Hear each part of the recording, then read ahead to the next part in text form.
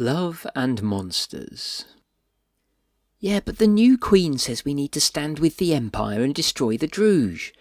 Isolde thumped the tavern table to emphasise the point.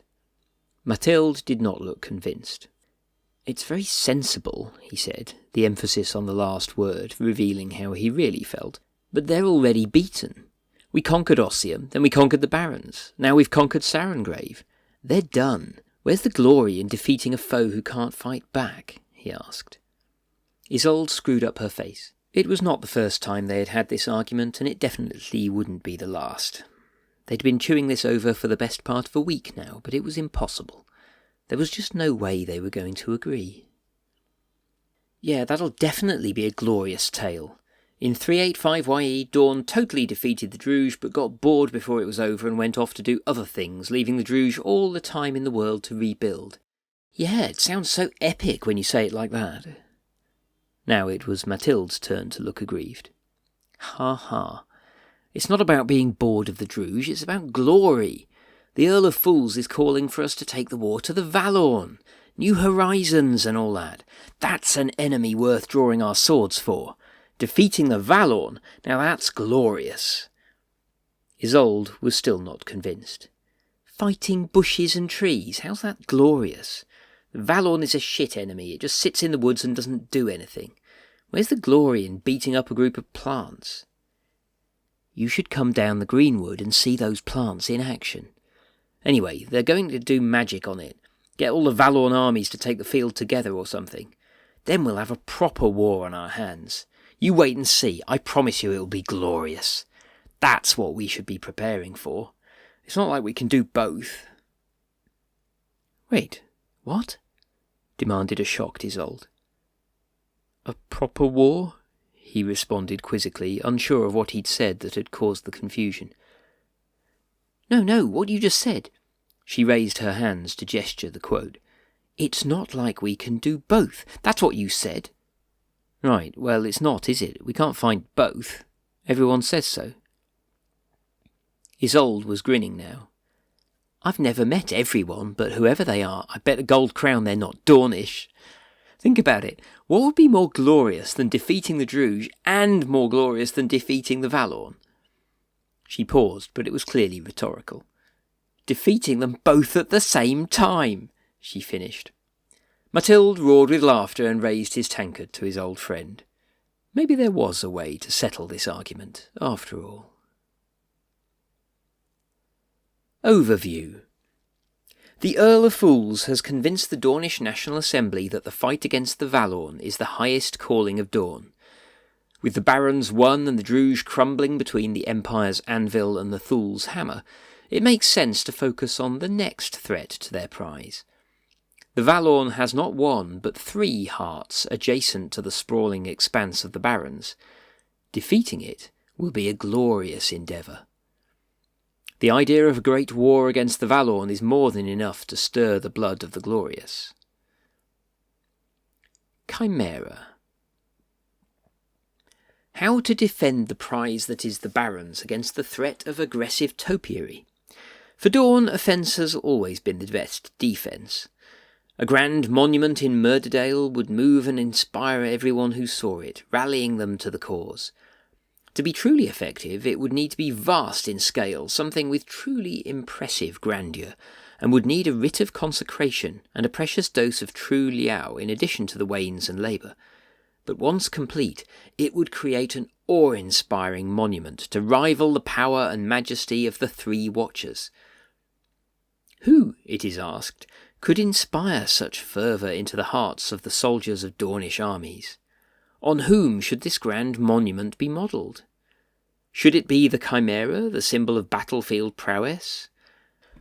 Adelmar the Lion, martial exemplar of ambition, born in Dorne? The new Queen of Dorne herself, the Warden Queen?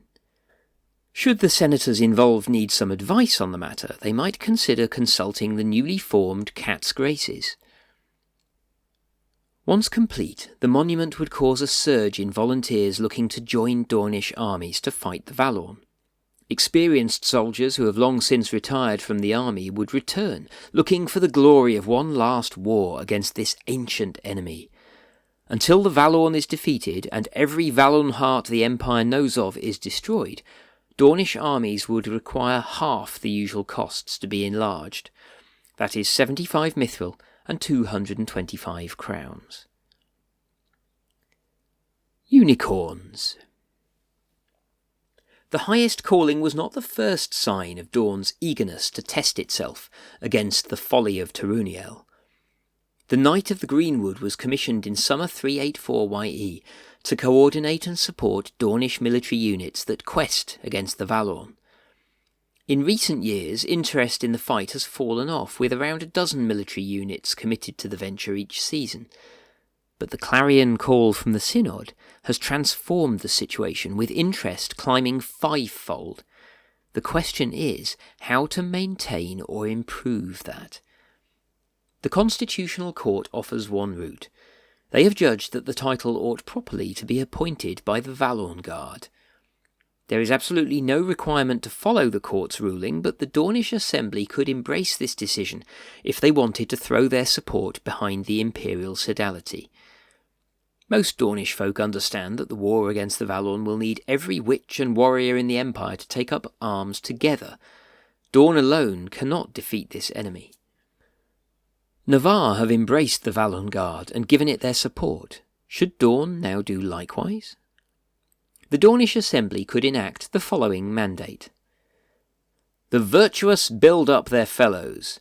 We send named priest with 75 liao to urge citizens of the Empire to come to Greenwood Manor to venture forth against the enemy. Let the Valorn Guard lead us to glory. Synod mandate, Dorne National Assembly. If this mandate is passed, the civil service will raise an administrative motion at the next Senate session to amend the title to make it appointed by the Valorn Guard. If that motion passes the Senate, then the title would still be held by the Dornish. It would become a national appointment, but it would be elected by vote of the Sodality the next time it falls vacant.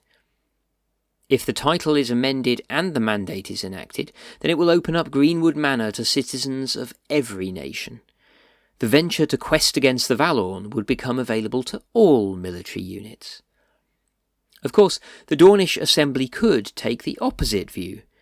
The new Sodality has not yet proven its worth, and besides it seems very focused on victory. It's all well and good defeating the Valorn, but it will be a wasted opportunity if the coming war is not glorious. Who better than the Dornish Assembly to ensure that whoever holds the title embraces the glory of battle with the Valorn? The Dornish Assembly could enact the following mandate. No price is too high to realise your dreams. We send named priest with 50 liao to remind the Dornish that there is no fight more glorious than that against the Valorn. Let us raise the banner of dawn over Broceliande. If this mandate is enacted, then it will permanently improve the rewards available. Every Dornish military unit questing against the Valorn will gain rewards as if they are a rank higher, and the Greenwood Knight's income will increase to 10 measures of natural material and 14 drams of herbs. Dornish nobles will surge into Broceliande, and Yeofolk will establish settlements in Boar's Dell. Of course, it may take many years for the Valorn heart to be destroyed, but once it is defeated, why shouldn't Dorne press its claim? Broceliande has never been part of the Empire, and as the recent example with Sarengrave demonstrates, a territory can't be seen as Navarre lands just because it contains a Valorn heart. These Dornish Assembly mandates are competing. Sphinxes. The honest truth of the matter is that the roused Valorn is going to be a fight unlike anything the Empire has ever seen. Titles, incomes, statues, inspiration, everything else helps. But at the end of the day there will need to be a marshalling of every person who can fight to fight. Unlike their cousins in the West, Dorne is currently unable to support a fifth army, but the nation of Dorne is a place where nothing is impossible, a place of glory where dreams are given form. The war witches of the nation have long looked at the Citadel Guard as an aspirational challenge. The Urizen are the only people who can rival their ability to apply devastating uses of magic to the battlefield in a focused manner. Currently, many of Dawn's magical minds are keen to look at building a college of magic, but if this capacity was sacrificed, aspiring magicians could be encouraged to become war witches and join the efforts against the Valorn. The Garden of the Sphinx would be an elaborate series of serene gardens built in weaving Astolat, both the centre of magical learning in Dawn and the birthplace of Adalmar the Lion. Named for the legendary beast's association with magic, it is a happy coincidence that sphinxes are traditionally mortal enemies of manticores. It would encourage the study and practice of war magic and incorporate a set of duelling arenas to allow war witches to test their skills against one another. Once complete, Dawn would be able to raise an army capable of unleashing the power of magic on the battlefield. It would ensure that a cohort of capable war witches formed the core of the army. It would not be a magic army, but over time it could develop its own unique quality that reflected the prowess of the war witches. Lions. Last season, Elodian visited Anvil on business both personal and for his liege lady. She was disappointed to hear about the doubt that has manifested itself in the hearts of the previously proud highborn, but Eleonaris is apparently pleased to hear of plans to erect a grand triumph to celebrate their joint victory in the Sarengrave. A glorious frieze showing victorious Imperials fighting alongside Elfin Knights is entirely satisfactory. Of course, anything raised in honour of a queen should have the appropriate grandeur. A small statue is fine for a glorious yeofolk completing their test of mettle, but the Queen of the Fields of Glory will expect something in keeping with her status. Something the size of a tower would be adequate, but it would need to be bigger if the Empire want to impress on the Queen how grateful they are for her aid. In any case, the denizens of the Summer Realm are pleased to hear that the next great campaign is to be led against the Valorn. Elodian returned singing the praises of the greatest general in the Empire, Dame Catelyn Quinnell de Cordraco of the Lions of Adalmar. So intrigued was she by the words of Elodian that she wishes to meet this great general in person at the coming solstice. At 2 o'clock on Saturday, the Lady of Penance will send one of her court to the Hall of Worlds to collect General Catelyn, to escort her and half a dozen troubadours to engage in a discussion on the plans for this new war. After an exchange of gifts, the troubadours should regale the sovereign in scarlet and gold of the great deeds of General Catelyn, and if the Lion of Summer is suitably impressed, she will offer her aid in the coming fight against the folly of Taruniel.